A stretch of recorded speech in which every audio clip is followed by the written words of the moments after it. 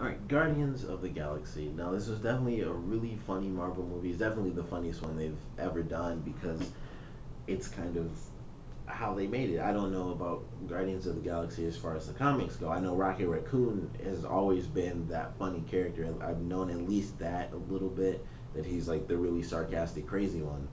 But this was definitely a hilarious movie. I loved all the references. I think the first reference we really got was outside of the old song. We got Ninja Turtles when Star Lord was kind of being nudged by the guy, and he was like, if you don't get off me, Ninja Turtle. I thought that was really funny.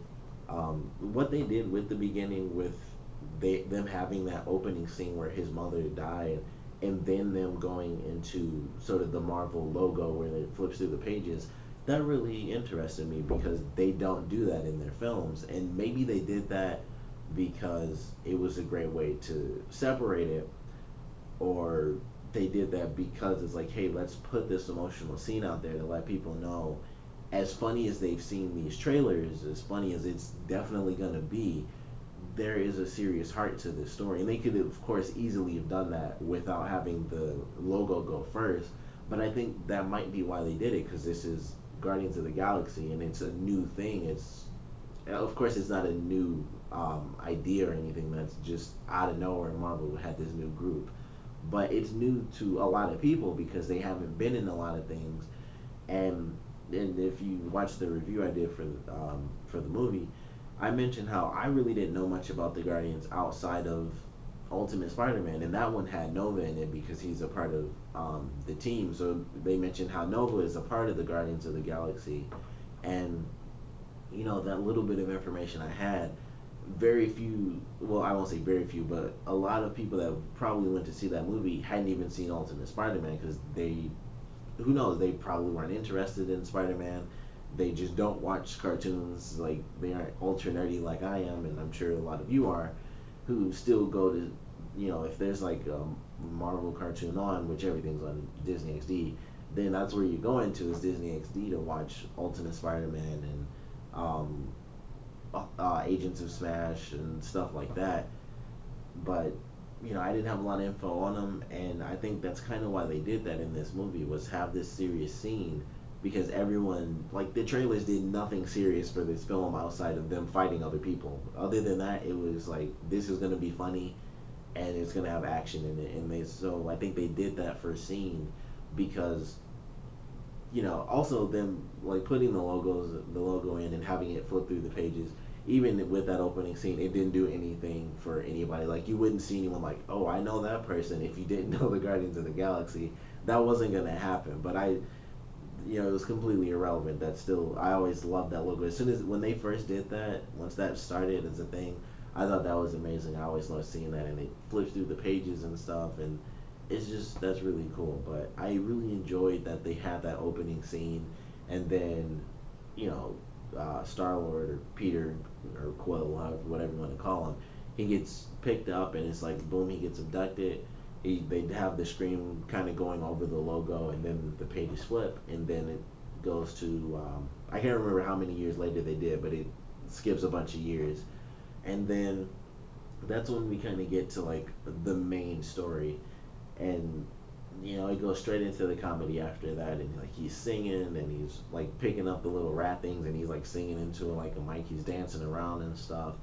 He has like cool weapons and cool devices. He has like the little it's like a little polarity device, and basically if he throws it at something or he targets a specific thing, it'll just suck it right to it. And I have to assume it's for metal. I don't really know that though. That's just kind of how it looked like. It got the orb, which I have to assume was made out of metal, and then when he threw it at the enemies when he was running away from them, I kind of imagine they had a lot of metal and stuff on them. I don't think it's just like a gravity thing, because otherwise it would have pulled in way more than just the orb. When he first used it, it would have pulled him in as well. So I have to assume it has its different uses and stuff. But that was pretty cool. I like his two guns. They have like the top thing shoots one and the bottom shoots another, I believe, or I could have just been saying that wrong.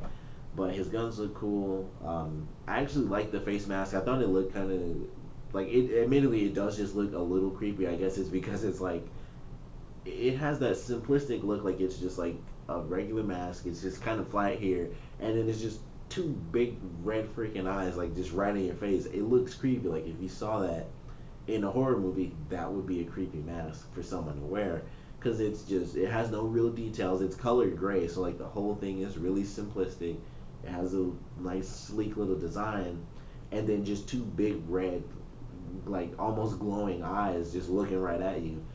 That's kind of what I got from it. Like it just kind of looks creepy when you think about it that way, at least.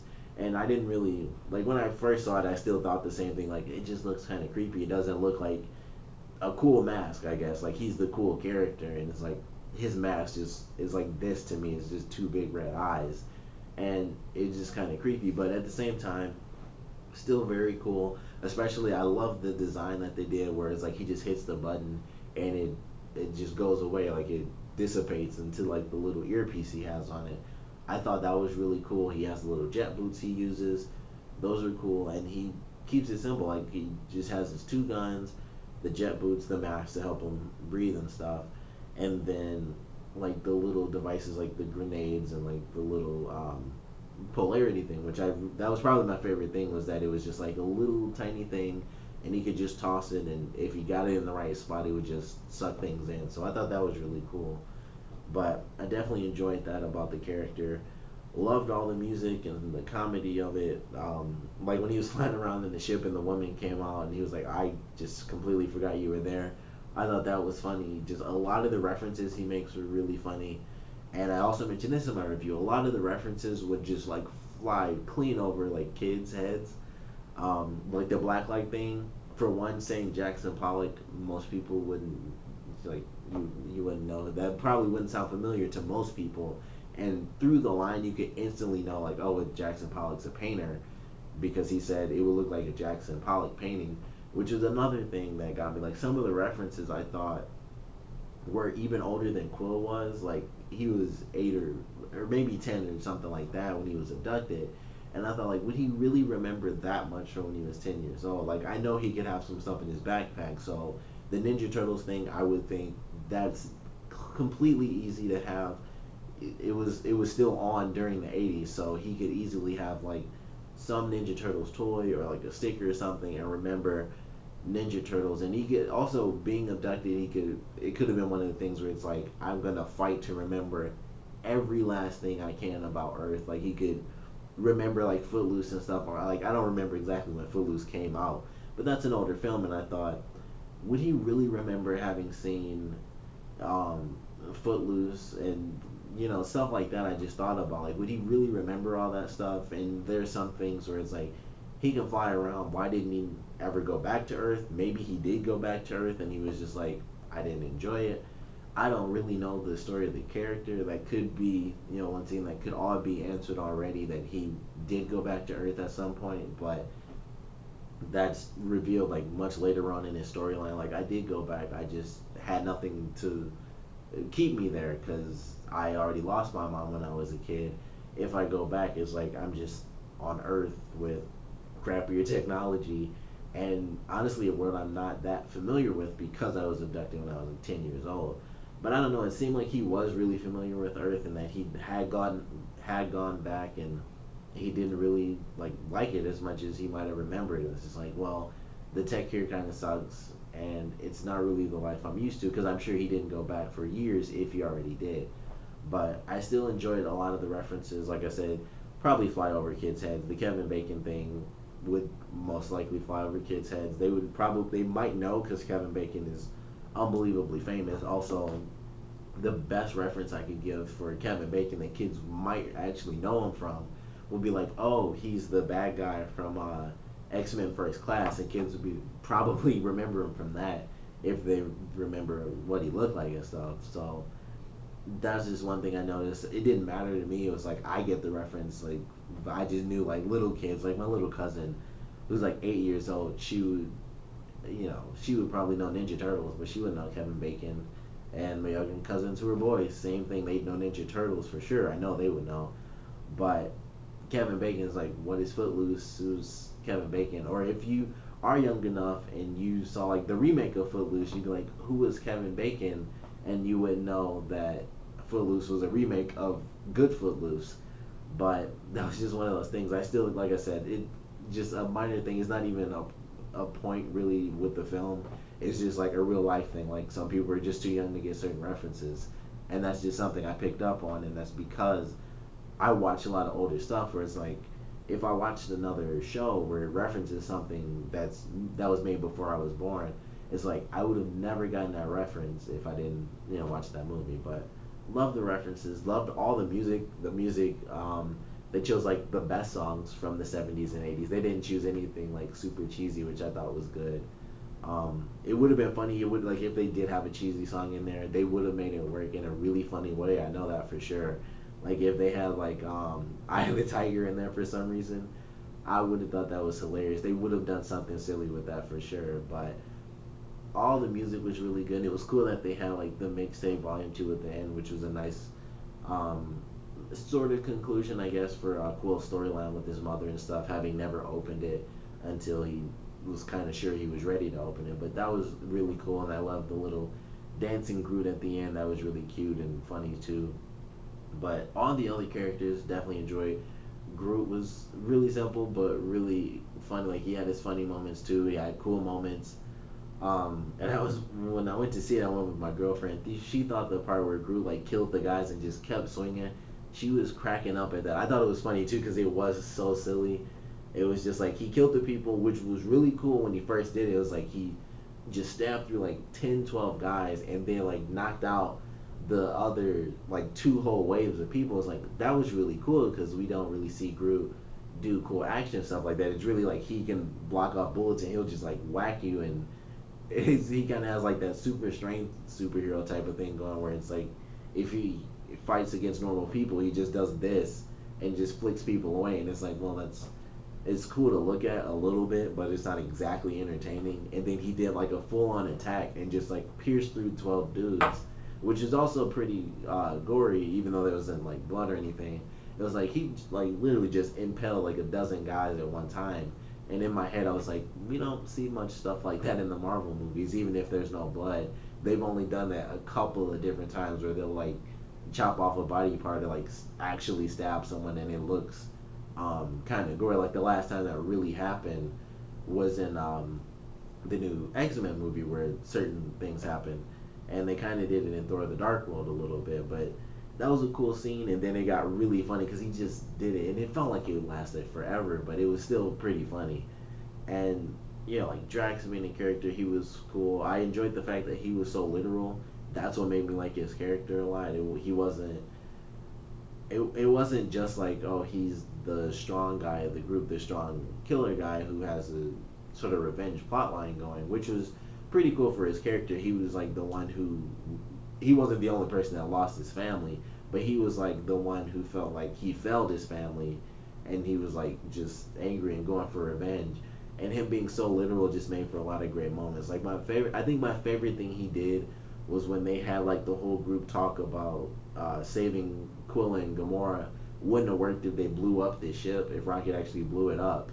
And then Drax was like, when did we decide that? He was like, oh, I wasn't, he was like, I wasn't listening, I was thinking of something else. I thought that was really funny. Like just the dry pan when he did it was like how someone would do it. Like, oh, well, I didn't hear that because I was thinking of something else. I wasn't paying attention. I enjoyed that scene.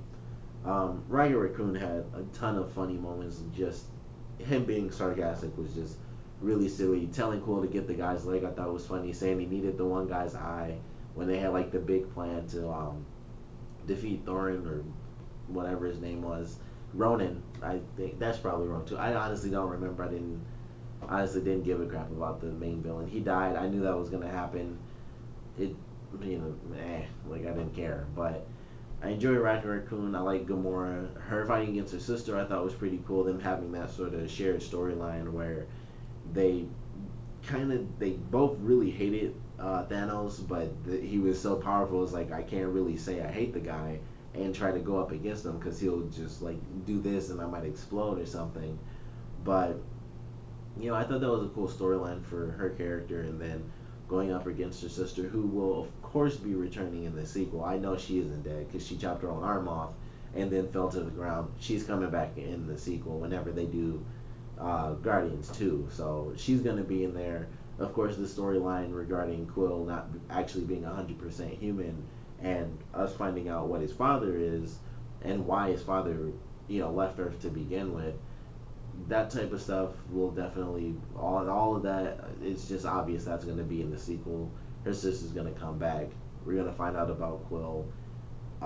They're going to, I don't know, be doing something. I really can't tell you because I don't really know the Guardians, but I definitely love the film. I think honestly the whole storyline worked really well. I don't think there was anything ultra cliche or anything like that. Like there was stuff they did that would have, like, the only thing that was probably super cliche is the fact that they beat the villain. Like the thing that was such a huge surprise happened at the end, and they beat the villain. Like I didn't expect them to actually do it the way they did it, where they did grab the actual gemstone or whatever they actually called it.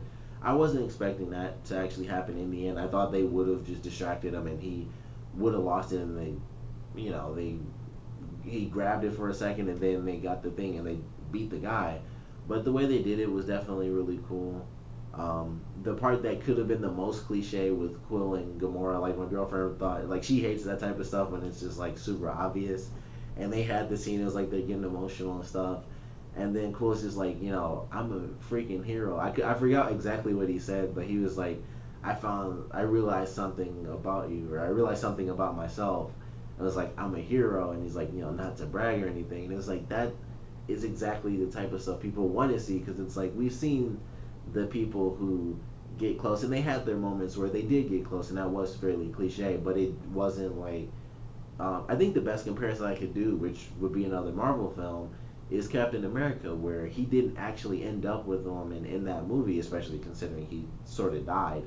He didn't end up with her, but you knew that they liked each other. They were being really subtle about it, like normal people do. It's like even in life or death circumstances, not everybody's just like, well, let me act right now and just bang this person. People relax, and it's like, I still like this person. Even if I'm gonna die, I don't want to go nuts about it. I might flat out admit I like them, but it doesn't mean we're just gonna start making out or anything.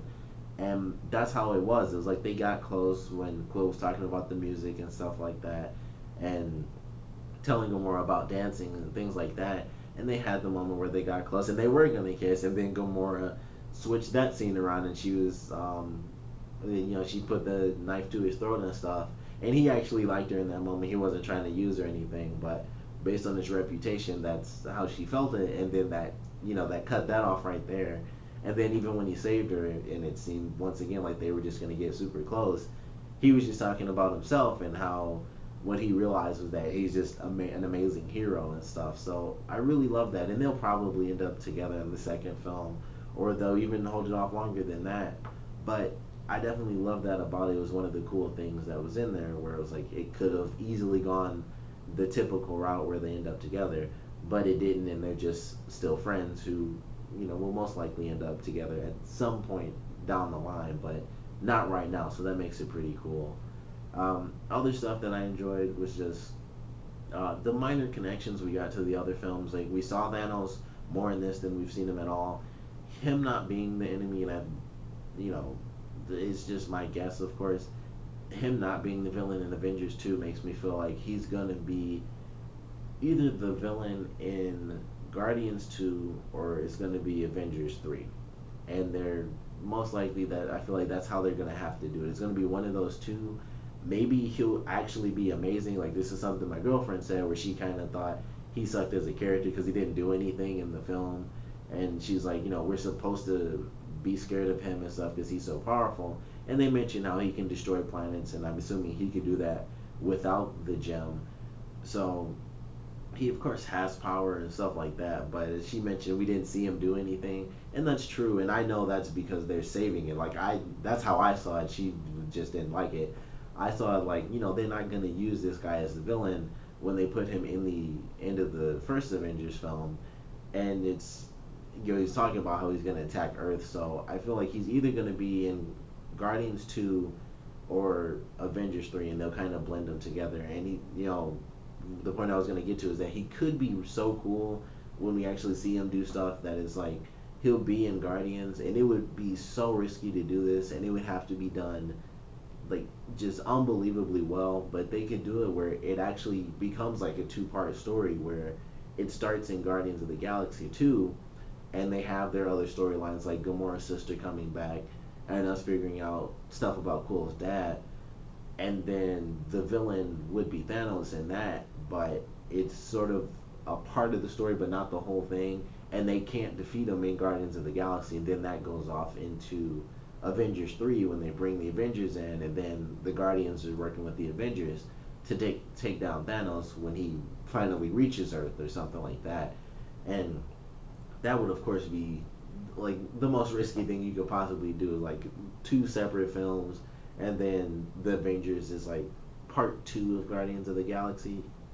But once again, like that would have to be done perfectly well, and it would also have to really, it would, something would have to wrap up. They'd have to wrap up like the Quill and Gamora storylines in Guardians of the Galaxy. They couldn't carry that stuff over too. That would just be too much. It would just be, part one. It would just be, Avengers Part One. I forgot that does that. Chris.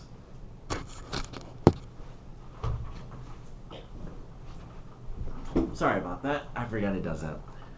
But it would definitely be just Avengers Part One, and then Avengers Part Two, which people would definitely hate. It would look cool, but it would have to be done perfectly well. But overall, I love the film. The extra credit scene, tons of people wouldn't get that. Howard the Duck. I wasn't 100% sure who it was either. I knew, like, as soon as I heard the name, like, I read the name, I was like, I know for a fact I've seen a bunch on this character, like, just weeks ago, or, like, recently. And not because it was going to be in Guardians of the Galaxy. It was just random stuff I was watching where they mentioned the Howard the Duck film that was made a long time ago, which, I don't think did too well back then.